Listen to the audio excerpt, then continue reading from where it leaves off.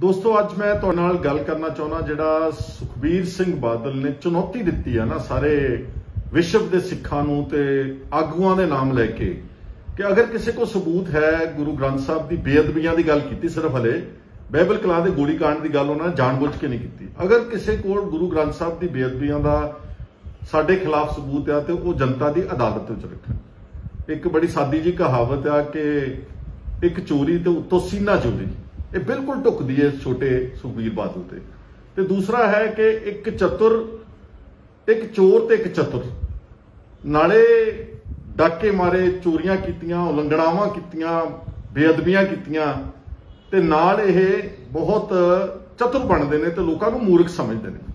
मैं कल का दिन सारा देखा कि की आया, इसका जवाब किसी ने दिता तो मैं सारा झात मारी तो सिर्फ नवजोत सिंह सिद्धू ने एक पुरानी 2018 की एक वीडियो शेयर की जिससे जस्टिस रंजीत सिंह कमिशन की रिपोर्ट के तथ्य पेश किए उन्होंने, क्योंकि आफ्टर ऑल एक जुडिशियल इंक्वायरी सी।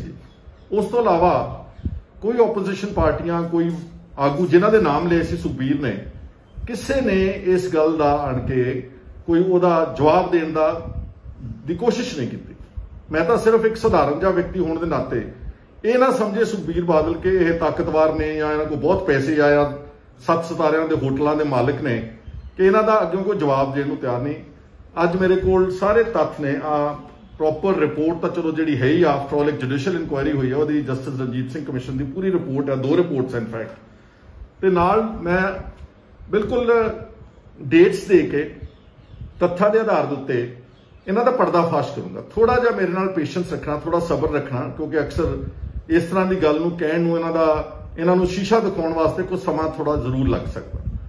जिहड़ी जिन्नियां बेअदबियां होईयां ना जिहड़ियां पंजाब दे विच, आपां पहलां बेअदबियां की गल करते, वो मैं समझदा वां कि जिहड़ा इहदा मुੱਢ सीगा, जिहड़ी नफरत के बीज बीजे गए, ये उस वक्त सी जदों 2007 दे विच, जे मैं डेट कोट करा ठीक तो 11 मई 2007 नूं जिहड़ा ये डेरा सच्चा साध आ, सच्चा सौदा डेरे का साध आ जिहड़ा, इसने गुरु गोबिंद सिंह जी की पोशाक पहन के सलाबतपुरा बठिंडे के डेरे दे विच बकायदा एक इकट्ठ नूं संबोधन किया।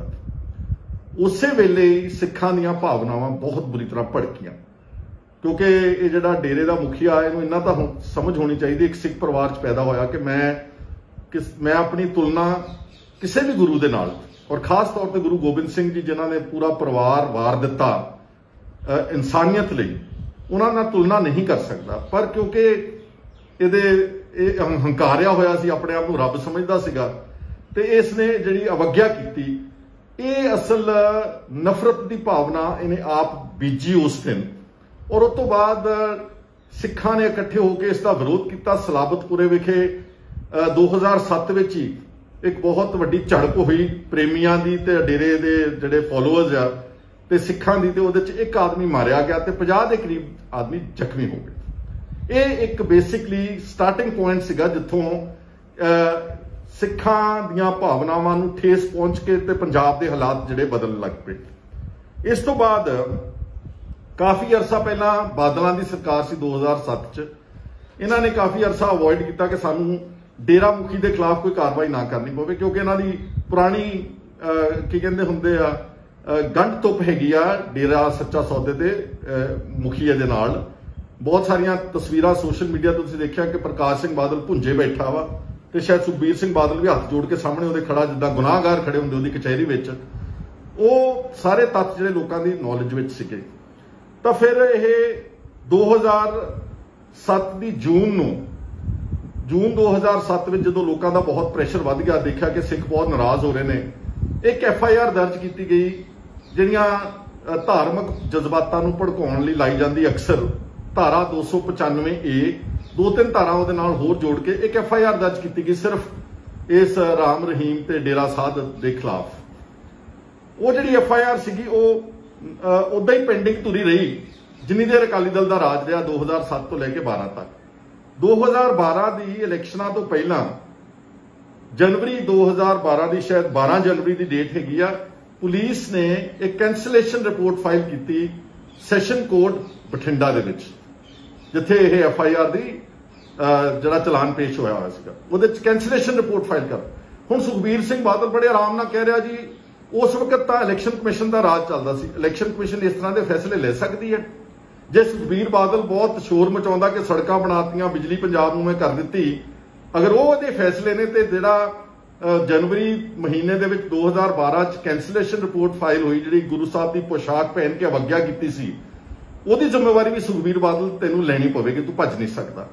और ये कैंसलेशन रिपोर्ट एक दिन नहीं फाइल होगी, अक्सर ये फाइल होम डिपार्टमेंट जिहदा होम मिनिस्टर सुखबीर बादल सीगा, ये फाइल थल्लेों चल के उपरों जाके थल्ले तक घट्टो घट्ट 3-4 महीनों का प्रोसैस आ जो किसी के खिलाफ कोई अदालत में कैंसलेशन रिपोर्ट फाइल होनी होंगी है।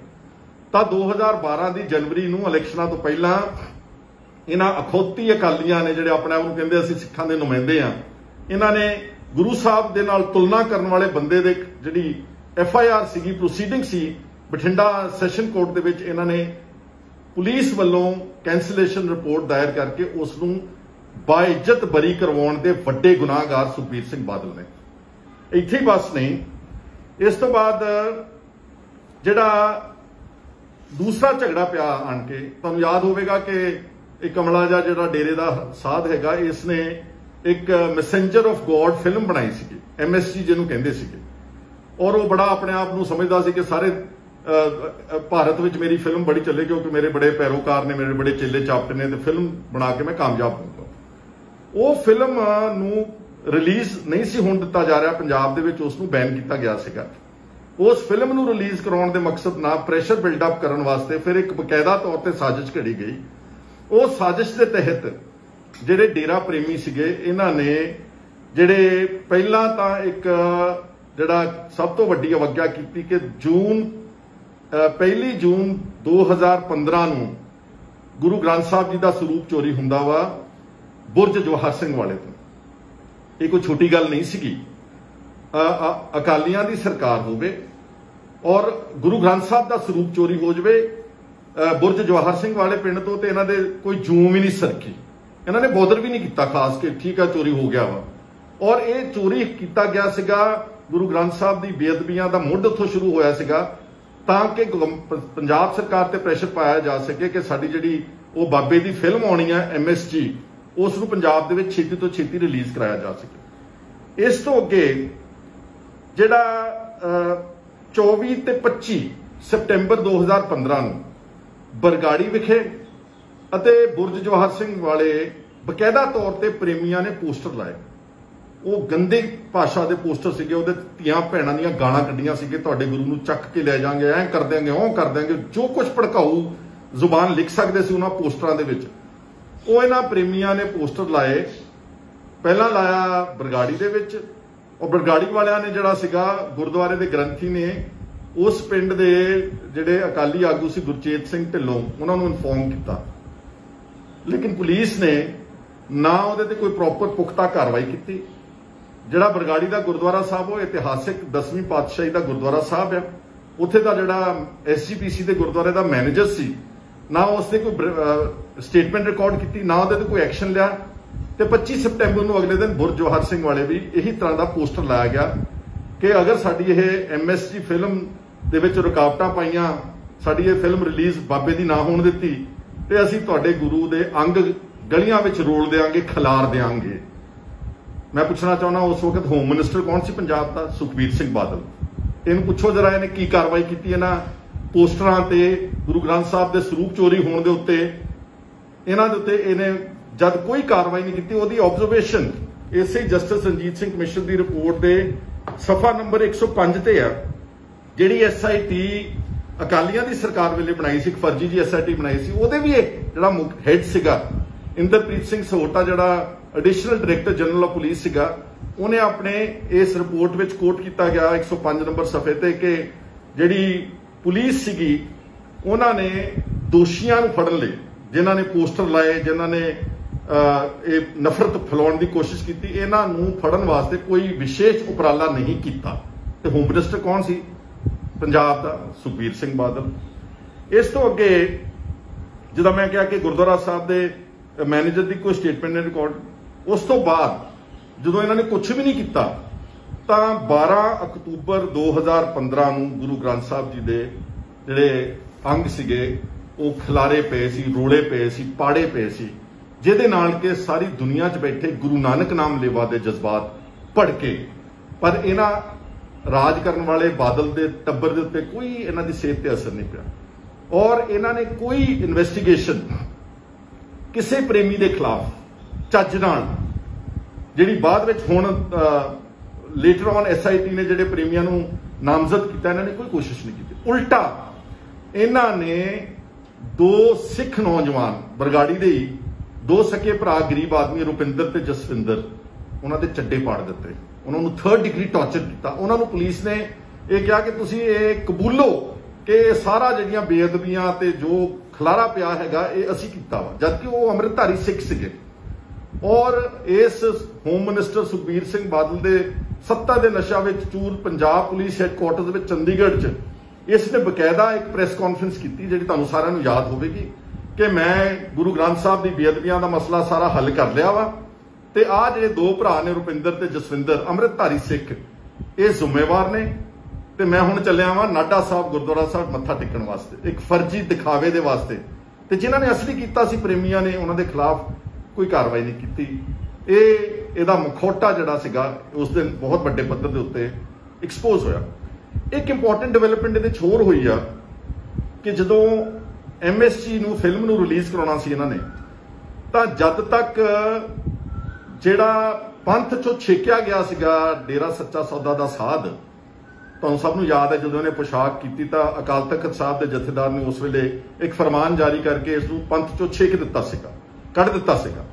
ਹੁਣ ਜਦ ਤੱਕ ਉਹ ਬਹਾਲ ਨਹੀਂ ਸੀ ਹੁੰਦਾ ਜਾਂ ਉਹ ਮਾਫੀ ਨਹੀਂ ਸੀ ਦਿੱਤੀ ਜਾਂਦੀ, ਉਦੋਂ ਤੱਕ ਪੰਜਾਬ ਦੇ ਵਿੱਚ MSG ਫਿਲਮ ਰਿਲੀਜ਼ ਨਹੀਂ ਸੀ ਹੋ ਸਕਦੀ। ਫਿਰ ਉਸ ਨੂੰ ਇੱਕ ਸਾਜ਼ਿਸ਼ ਦੇ ਤਹਿਤ ਬਕਾਇਦਾ ਤੌਰ ਤੇ ਬਾਦਲ ਦੇ ਟੱਬਰ ਨੇ, ਦੋਨਾਂ ਨੇ, ਹੁਣ ਯਾਦ ਰੱਖਿਓ ਪ੍ਰਕਾਸ਼ ਸਿੰਘ ਬਾਦਲ ਮੁੱਖ ਮੰਤਰੀ ਸੀਗਾ ਤੇ ਸੁਖਬੀਰ ਸਿੰਘ ਬਾਦਲ ਹੋਮ ਮਿਨਿਸਟਰ, ਇਹਨਾਂ ਨੇ ਜਥੇਦਾਰ ਅਕਾਲ ਤਖਤ ਸਾਹਿਬ, ਉਸ ਵਕਤ ਜਥੇਦਾਰ ਵਿਦਾਂਤੀ ਸੀ, ਔਰ ਨਾਲ ਜਥੇਦਾਰ ਗੁਰਮੁਖ ਸਿੰਘ ਜਿਹੜੇ ਜਥੇਦਾਰ ਦਮਦਮਾ ਸਾਹਿਬ ਦੇ ਤਖਤ ਦੇ ਤਲਵੰਡੀ ਸਾਬੋ ਦੇ ਜਥੇਦਾਰ ਸੀਗੇ, ਤੇ ਨਾਲ ਇੱਕ ਜਥੇਦਾਰ ਮੱਲ ਸਿੰਘ, ਇਹਨਾਂ ਤਿੰਨਾਂ ਨੂੰ 16 ਸਤੰਬਰ 2015, ਡੇਟ ਨੋਟ ਕਰ ਲਿਓ ਜਰਾ, 16 ਸਤੰਬਰ 2015 ਨੂੰ ਇਹਨਾਂ ਜਥੇਦਾਰਾਂ ਨੂੰ ਪਹਿਲਾਂ SGPC ਦਾ ਦਫ਼ਤਰ ਹੈ ਚੰਡੀਗੜ੍ਹ ਸੈਕਟਰ 5 ਦੇ ਵਿੱਚ, ਉੱਥੇ ਇਕੱਠੇ ਕੀਤਾ ਗਿਆ। ਫਿਰ ਇਹਨਾਂ ਨੂੰ ਇੱਕ ਇਨੋਵਾ ਗੱਡੀ ਜਿਸ ਦਾ ਨੰਬਰ PB02 CB 9513 ਵਿੱਚ ਬਿਠਾ ਕੇ ਚੀਫ ਮਿਨਿਸਟਰ ਦੀ ਸਰਕਾਰੀ ਕੋਠੀ ਵਿੱਚ ਇਹਨਾਂ ਜਥੇਦਾਰਾਂ ਨੂੰ ਲਿਜਾਇਆ ਗਿਆ। ਉੱਥੇ ਸੁਖਬੀਰ ਸਿੰਘ ਬਾਦਲ ਵੀ ਹਾਜ਼ਰ ਸੀ। ਇਹ ਗੱਲ ਦੀ ਗਵਾਹੀ ਮੈਂ ਨਹੀਂ ਕਹਿ ਰਿਹਾ ਕਿ ਇਹ ਗੱਲ ਦੀ ਗਵਾਹੀ ਇਸੇ ਜਸਟਿਸ ਰਣਜੀਤ ਸਿੰਘ ਕਮਿਸ਼ਨ ਦੀ ਰਿਪੋਰਟ ਵਿੱਚ ਕਿਸ ਨੇ ਗਵਾਹੀ ਦਿੱਤੀ, ਸਟੇਟਮੈਂਟ ਦਿੱਤੀ? ਹਿੰਮਤ ਸਿੰਘ ਨੇ, ਜਿਹੜਾ ਕਿ ਜਥੇਦਾਰ ਗੁਰਮੁਖ ਸਿੰਘ ਜਥੇਦਾਰ ਤਖਤ ਦਮਦਮਾ ਸਾਹਿਬ ਦਾ ਜਥੇਦਾਰ ਸੀ, ਉਸ ਦੇ ਸਕੇ ਭਰਾ।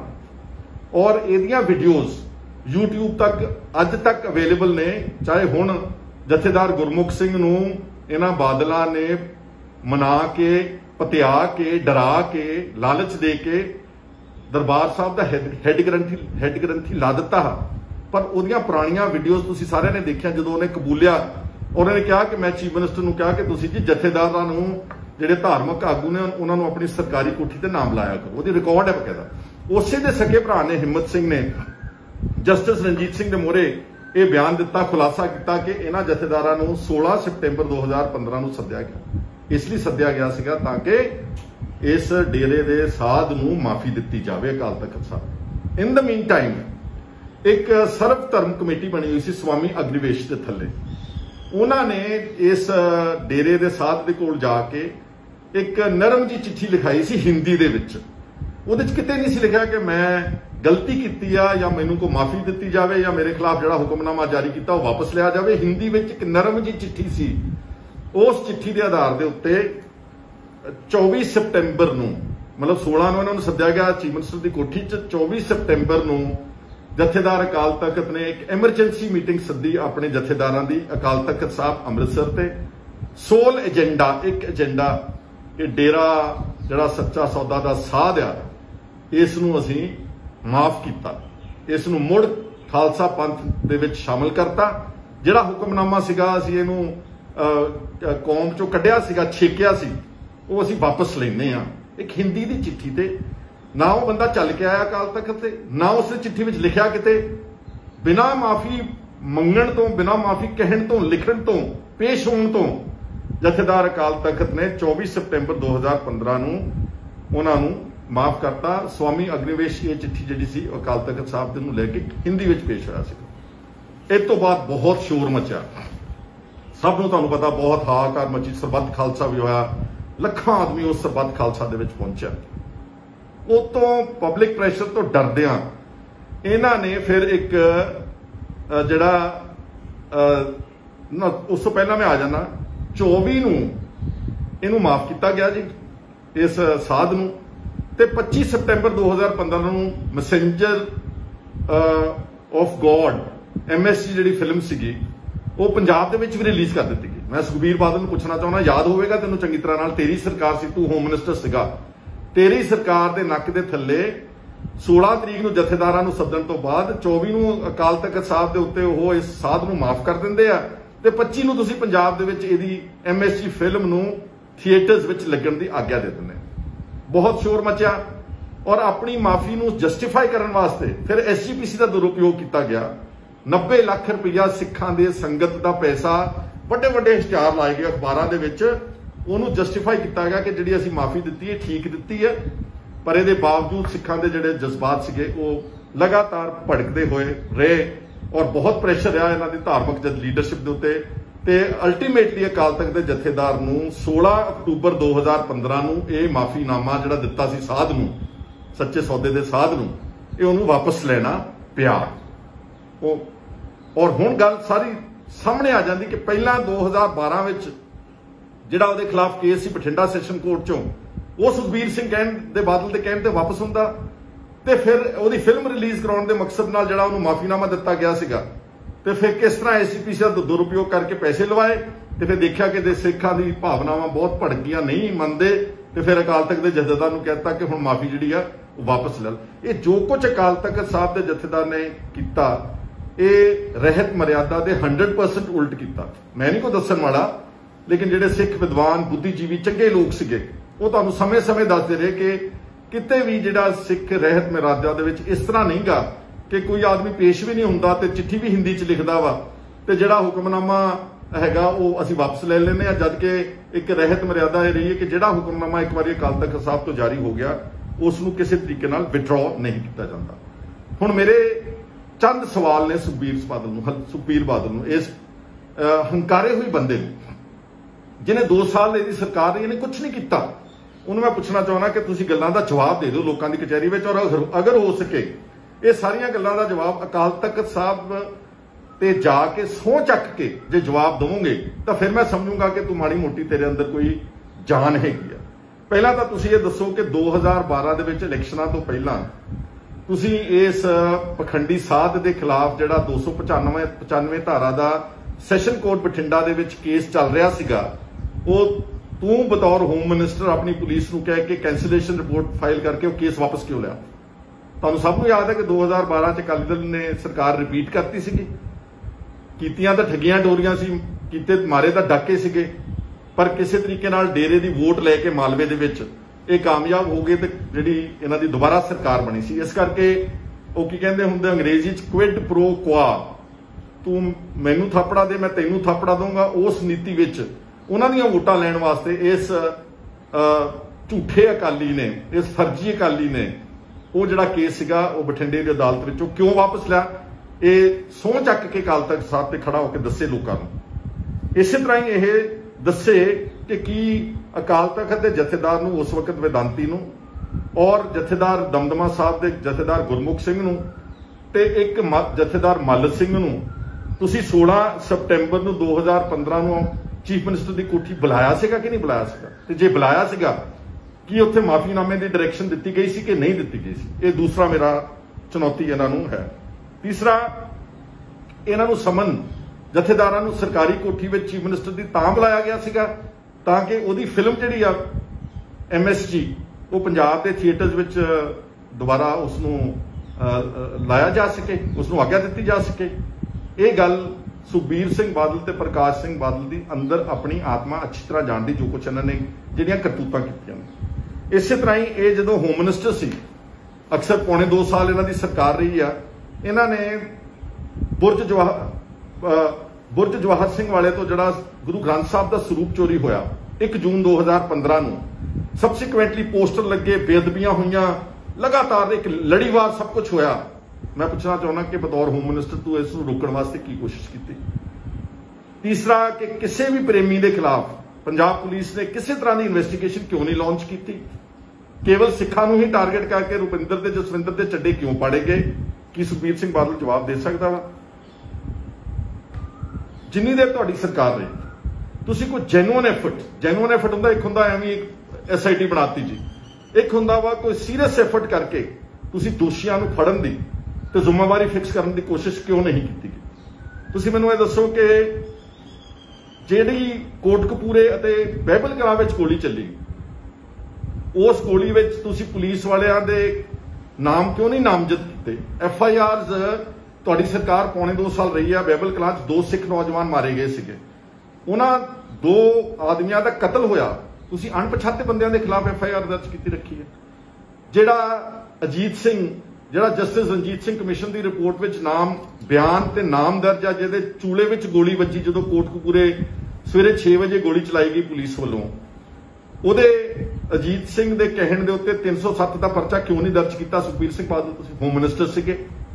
इत्थे ही बस नहीं, जिहड़ी CCTV फुटेज अगर justice Ranjit Singh commission report अपनी रिपोर्ट विच उस अपने कमीशन राही कढा सकते हैं, जिहड़ी कोटकपूरे चौंक विच CCTVs लगे सी, जिन्हें सारे तत्थ मोहरे लिआंदे कि पुलिस ने गोली चलाई ते अजीत सिंह दे चूले विच लगी, ते किस तरह जबरन लाठी चार्ज करके ते पानी दियां बुछाड़ा मार के ते अत्याचार करके कोटकपूरे दे चौंक चों मोर्चा उठाया गया।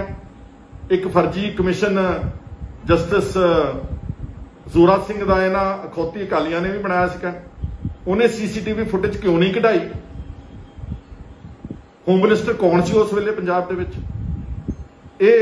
और FIR जिहड़ी दर्ज हुई कोटकपूरे की FIR पुलिस वालों दर्ज है पब्लिक के उत्ते, नाले कुट्टिया, नाले मारिया, नाले औरतां नूं बेइज्जत किया, अजीत सिंह के चूले विच गोली मारी, ते नाले परचा भी उन्हां लोकां दे उत्ते दर्ज सीगा।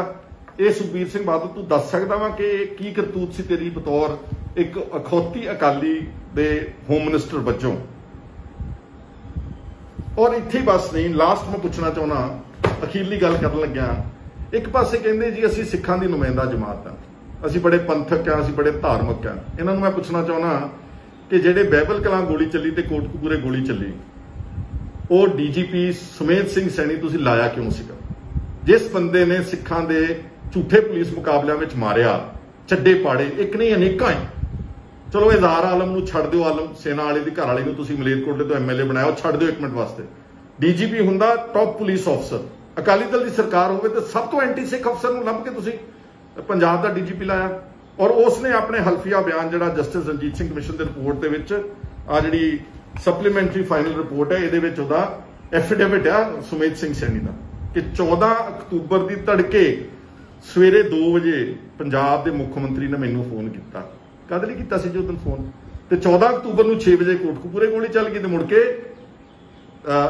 10-11 बजे, 10 बजे, 9 बजे बाइबल कलां विच 2 सिख नौजवान मारे गए। कि ये काफ़ी नहीं सी?